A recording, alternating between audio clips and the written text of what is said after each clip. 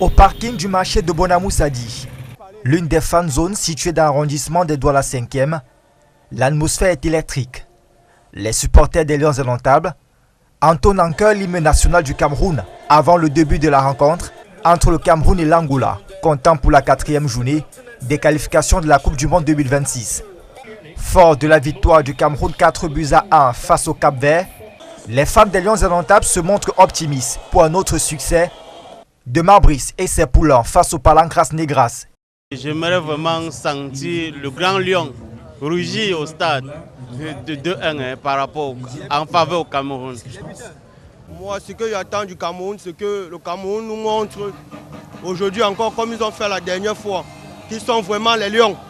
On attend ça du Cameroun. Et moi, je joue en faveur du Cameroun. 2-0 pour le Cameroun. Les buteurs Boubacar et Brian Mbeumo.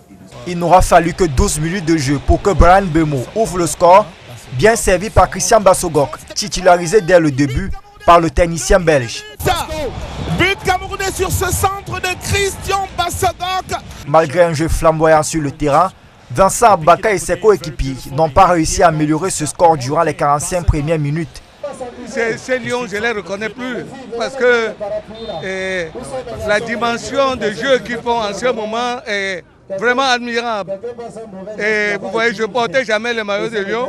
Aujourd'hui, je suis obligé de porter le maillot de Lyon parce que je suis devenu un servant supporter.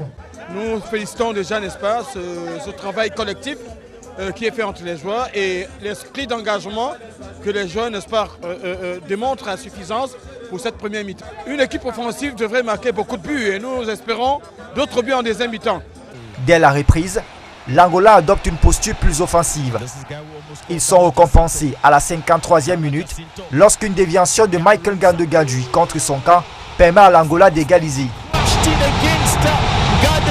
Le score reste à 1 but partout malgré les nombreuses occasions des Lions indomptables qui laissent les supporters dans une tristesse palpable. Certains supporters quittent immédiatement les lieux, visiblement déçus par le résultat final. Le sentiment après ce match, c'est que vraiment, je ne comprends pas. L'Angola ne marque même pas. Dans l'ensemble, le match était bien, les joueurs étaient très solidaires. Mais vous savez, le ballon, c'est 90 minutes. Et puis, je m'attendais vraiment à une victoire au-delà de 4-1. Je m'attendais même à 6-0. Bon, mais malheureusement, le ballon, il est rond. Et puis, l'adversaire qu'on ne craint pas, c'est cet adversaire justement qui nous montre que le football, le ballon est rond. Les fans des Lions indomptables retrouvent peu à peu confiance en leur équipe et attendent avec impatience les prochaines rencontres des qualifications pour la Coupe d'Afrique des Nations 2025 prévues en septembre prochain.